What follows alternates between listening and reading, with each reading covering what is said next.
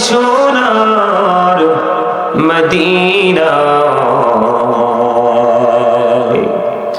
এই মজলিসের সালাম খানি পৌঁছে দিও নবীজির পাকের আওয়াজ আল্লাহুম্মা সাল্লি আলা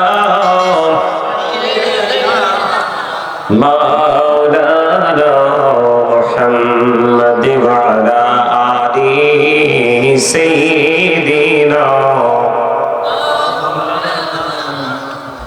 মুহাম্মদ গোড়া সবাই গুনাহগার গো এসেছি আপনার দরবারে যার সিদাই সৃষ্টি করছেন মাফ করেন তার খাতিরে আল্লাহুম্মা সাল্লি আলা মাওলানা মুহাম্মদ ওয়া আলা আলি সাইয়্যিদিনা মুহাম্মদ আল্লাহ তুমি দয়া করো নসিব করো মদিনা নবীজিকে না দেখাইয়া কবর দেশে নিও না আল্লাহুম্মা মুহাম্মদে মাওলানা মুহাম্মদ ওয়া আলা আলিহি সাইয়্যিদিনা মুহাম্মদ আশিকি হইয়া পড়ো দরুদ মাশুক তোমার মদিনা আশিকি হইয়া পড়লে দরুদ যাইবা সোনার মদিনা আল্লাহুম্মা সাল্লি আলা মাওলানা মুহাম্মদ ওয়া আলা আলি মাওলানা মুহাম্মদ লা ইলাহা ইল্লাল্লাহ লা ইলাহা ইল্লাল্লাহ লা ইলাহা ইল্লাল্লাহ লা ইলাহা ইল্লাল্লাহ এই কত সুন্দরী মদিনা কেমনে যাব জানি না এই কত সুন্দর মদিনা কেমনে যাব জানি না এই রে দয়া করো দয়াল আল্লাহ দয়া করো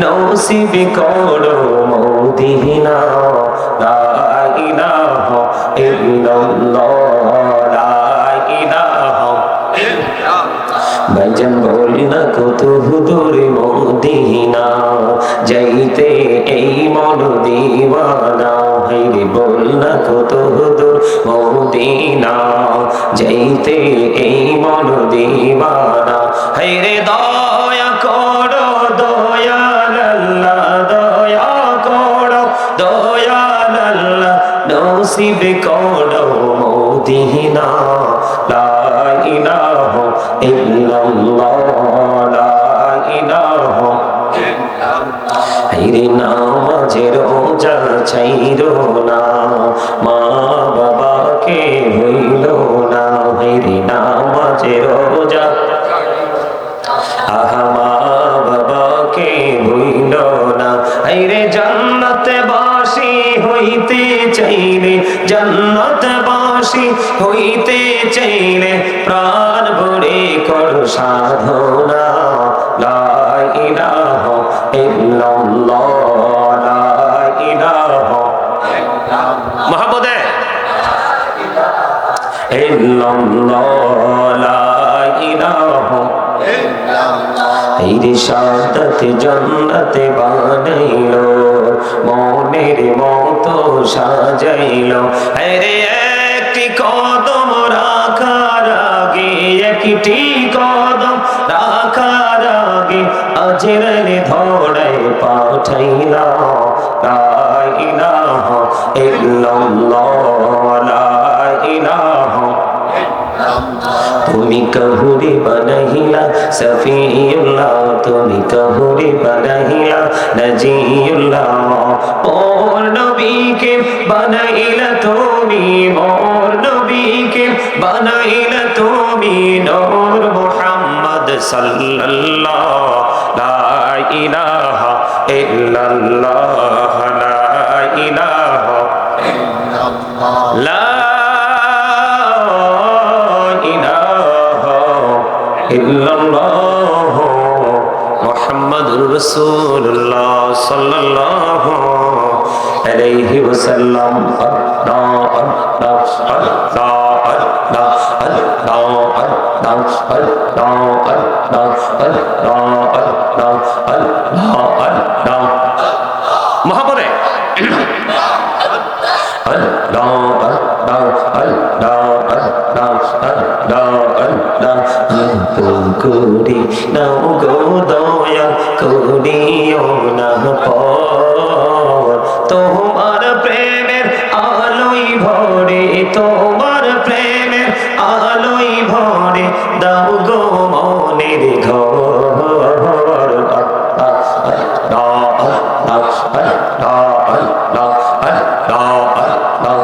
মাশাআল্লাহ আল্লাহ আল্লাহ আল্লাহ আল্লাহ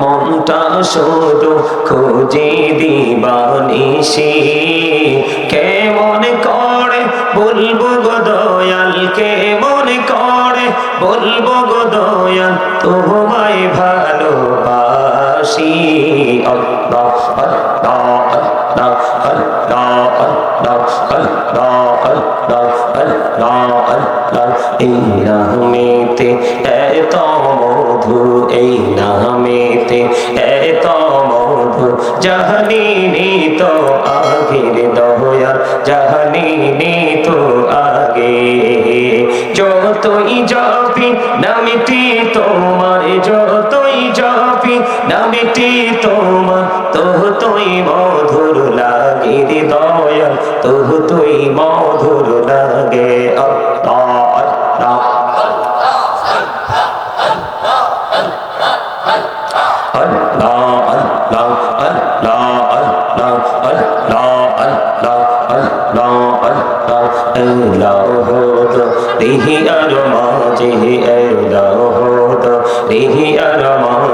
কিসের করো খেলা পিছের দিকে চাইয়া দেখো পিছের দিকে চাইয়া দেখো ডুবে যাই তোর বেলা রে আল্লাহ আল্লাহ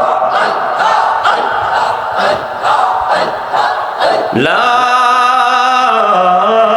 ইলাহা ইল্লাল্লাহ মুহাম্মাদুর রাসূলুল্লাহ সাল্লাল্লাহু আলাইহি ওয়াসাল্লাম সকলে বলুন আলহামদুলিল্লাহ। সম্মানিত উপস্থিত উলামায়ে কেরাম আমন্ত্রিত অতিথিবৃন্দ দাড়ি পাকা আমার মুরব্বী বাবারা যুবক ভাইরা পর্দার অন্তরালে রয়েছেন আমার বাবা বোনেরা বিশেষ করে আজকে ময়ূর যুব সমাজের উদ্যোগে আজকে দ্বিতীয় বার্ষিক তাফসিরুল কোরআন মাহফিলের আয়োজন করা হয়েছে।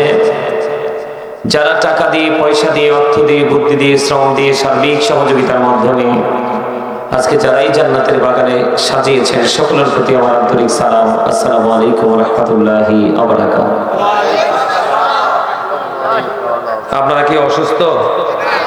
সবাই সুস্থ? সবাই? আমি দেখতে পাইতেছি আমার সামনে অসংখ্য অসুস্থ মানুষ বসে আছে। বোঝেন নাই কি বলছি? বুঝতে পারছেন? হ্যাঁ, সালামের উত্তর ঠিক মতো দেয় নাই, সালামের জবাব তো দেনই নাই।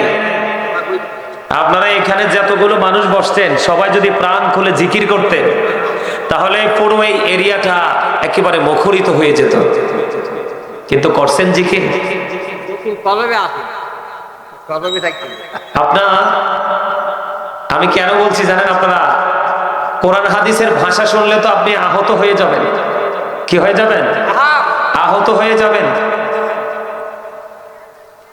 আমি আপনাদেরকে 50% উইক হিসাবে চিহ্নিত করলাম, কিন্তু কোরআন হাদিসে যারা জিকির করে না তাদেরকে বলা হয়েছে he is dead, you are dead, মৃত। যারা জিকির করে না তাদেরকে কি বলা হয়েছে? আরো জোরে, কি? মরা, মরা, ইউ আর ডেড, মরা। তা আমি তো অসুস্থ বলছি, মানে অর্ধমিত, তাই না? আরো বাকি আছে মরা 50%, ঠিক কিনা বলেন? আরো জোরে। আল্লাহ রাব্বুল আলামিন আপনাকে আমাকে পৃথিবীতে পাঠিয়েছে, সুন্দর একটা পৃথিবী আপনাকে আমাকে উপহার দিয়েছে, বিচরণ করার জন্য পুরোপুরি ভাবে ওপেনিং করে দিয়েছে। আর এই বিচরণের মধ্য দিয়ে আপনি, আমি, আমরা যারা আছি আশরাফুল মাখলুকাত ইনসান, আল্লাহ রাব্বুল আলামিন বলেছে প্রাণ খুলে তোমরা এখান থেকে কি নাও? মজা নাও, হারাম ছাড়া। কি ছাড়া? হারাম ছাড়া। এখন আমরা কি মজা নিচ্ছি? আমরা কি নিতে জানি? জানি না। কেন জানি না জানেন? কারণ আমাদের মধ্যে শ্রেষ্ঠ একটা অভিশাপ আল্লাহ রাব্বুল আলামিন আমাদের মধ্যে কি করে দিয়েছে? প্রেরণ করে দিয়েছে। সেটা হলো শয়তান। সেটা কি? শয়তান কি চিনেননি আপনারা? সবাই চিনে শয়তানকে, কিন্তু চিনলেও তার বিরুদ্ধে কোনো রিয়াকশনে যায় না। আপনি শয়তানকে চিনলে হবে না, শয়তানের বিরুদ্ধে রিয়াকশনে যেতে হবে। এখন এই মুহূর্তে রিয়াকশনটা কি হবে জানেননি আপনারা?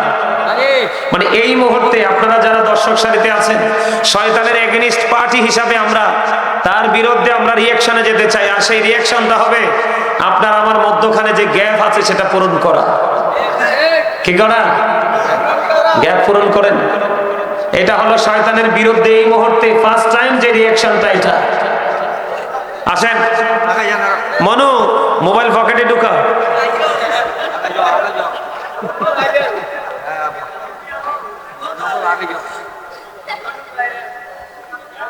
সবাই আসেন। ওমা এতনে সপ্তাহে বলেছি কিল্লাই, এই ব্যাগগুন চলে এর সামনের দিকে। এতনের পায়ে অসুখ হয়ে গেছে নাই?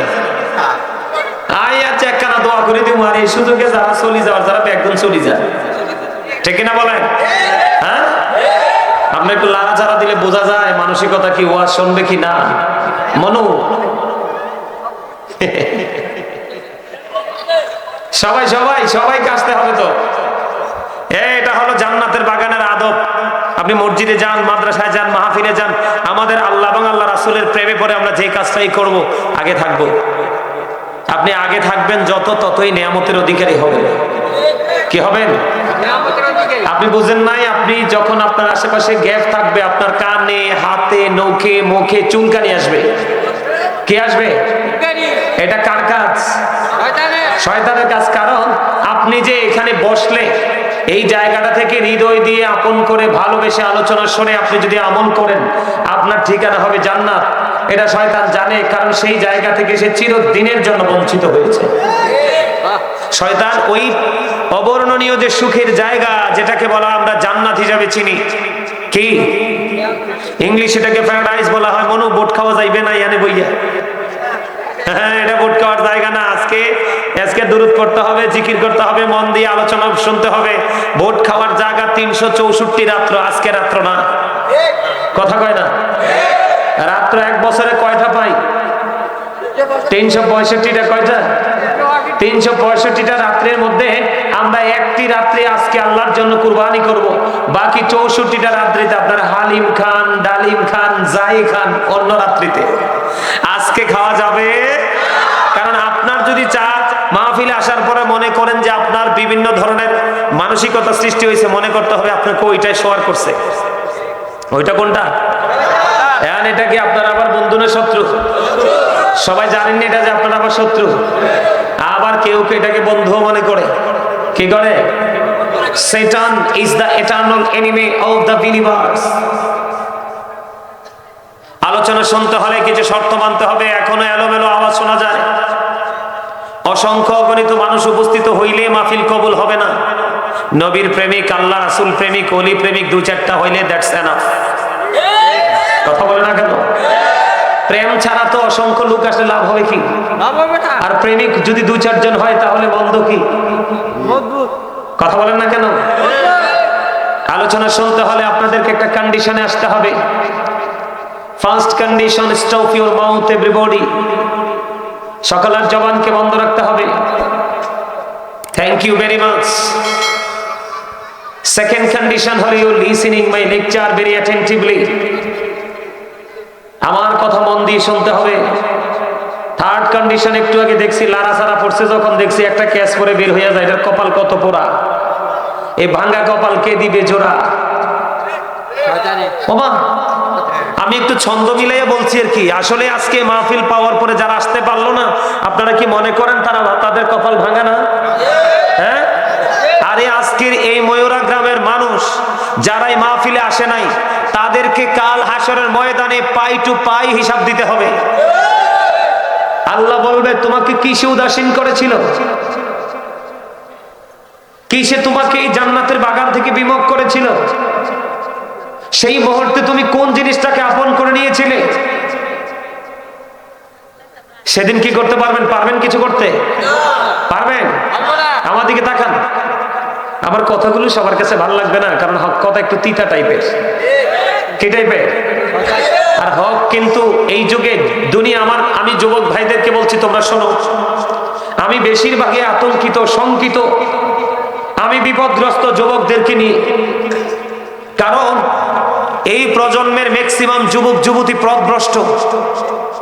তারা ইসলাম থেকে এত দূরে চলে গেছে, যেটা আপনি আমি সাধারণ মানুষের এই সাধারণ বিবেক দিয়ে কল্পনা করা সম্ভব নয়। এই যে মুরব্বী কয়েকজন আছে, 2-4 জনে মুরব্বীরা চলে যাওয়ার পরে ইসলাম আর এই মুসলমানের কাছে, বাংলাদেশের কাছে থাকবে না। চলে যাব, এখনই অলরেডি চলে গেছে। কেমন? যখন ইসলাম পৃথিবীতে এসেছিল তখন ইসলাম গরিব ছিল, গ্রহণ করার মানুষ ছিল না। কথা বুঝেন না আপনারা আমার? তখন কি ইসলামকে ভালোবাসার মানুষ ছিল? যেমনি ছিল না, তেমনি পৃথিবীর অবস্থাও ভালো ছিল না। আজকে আপনারা খেয়াল করে দেখেন, ইসলাম আবারও গরিব হয়ে যাচ্ছে। আজকের দিনেও পৃথিবীর অবস্থা, বিশেষ করে বাংলাদেশের অবস্থা চারপাশে দেখেন আপনি, অবস্থা মোটেও ভালো ভালো না। আমার দিকে তাকান। সম্মানিত উপস্থিতি, এই যে আমাদের যে যুবকরা, তারা যে মাথার চুলটা কাটে, এটা কোরআন হাদিস দিয়ে কোনো আলেম কোরআন হাদিস সম্মত চুল কাটা বলতে পারবে না। এই স্টাইলটা হলো পুরোই ইহুদিদের স্টাইল। কথা তোমরা বুঝবে, পুরোটাই কার স্টাইল? কার স্টাইল? ইহুদিদের স্টাইল। এখন ইহুদিরা কি আমাদের বন্ধু না শত্রু? এটা কি মুখস্থ বলবো নাকি কোরআন থেকে বলবো?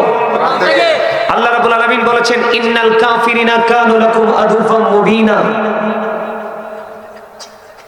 আল্লাহ রাব্বুল আলামিন বলেছেন, the heretics are the eternal enemy of the believers। ঈমানদারদের প্রকাশ্য শত্রু হলো বেঈমান কাফেরেরা। তুমি কিন্তু বেঈমান কাফেরকে মাথায় তুলে রেখেছো। মাথায় থাকার কথা ছিল রাসূল। কথা বলে না? মাথায় থাকার কথা ছিল কে? রাসূল। কারণ আল্লাহ বলেছেন, মাইয়ুতির রাসূলা ফাকাদ আতাল্লাহ। আল্লাহ বলেছেন, হি হু ওবিস দ্য এবস্টিল ওবিস আল্লাহ। যেই ব্যক্তি রাসূলকে মানলো, সে যেন আল্লাহকে মানলো। কারণ তুমি যদি সুন্নাহ স্টাইলে চুলটা কাটতা, তাহলে এখানে নবী আছে। কিন্তু তুমি এখন নবীকে ডিলিট করে দিয়েছো। নবীকে ডিলিট করে তুমি এখানে কাকে বসাইছো? বেঈমানকে। কাকে? খেয়াল করো, ইসলাম, আমি যে বলেছি ইসলাম গরিব হয়ে যাচ্ছে, কাকে বসাইছো? ইহুদিকে। কাকে? খেয়াল করবে বিষয়টা। এই যে দাড়ি, এই যে দাড়ি এক মুষ্টি পরিমাণে রাখা সুন্নাহ কি? কিন্তু এখন আমার যুবকরা দাড়ি রাখে নেইমারের স্টাইলে, মেসির স্টাইলে, হিন্দি কোন সিনেমার নায়কের স্টাইলে। এখন এখানে থাকার কথা ছিল রাসূল। রাসূল যেই প্রক্রিয়াটা দেখিয়ে দিয়েছে সেইভাবে যদি তুমি মানতে পারো তাহলেই তুমি হলে প্রকৃত মুমিন। তুমি কিন্তু মুসলমান হয়ে কবরে গেলে লাভ নাই, তোমাকে মুমিন হয়ে কবরে যেতে হবে। প্রত্যেকটা মুমিনই কিন্তু মুসলমান, কিন্তু প্রত্যেকটা মুসলমান মুমিন নয়। কথা বুঝে আসে আমার কথা বুঝেন? আমি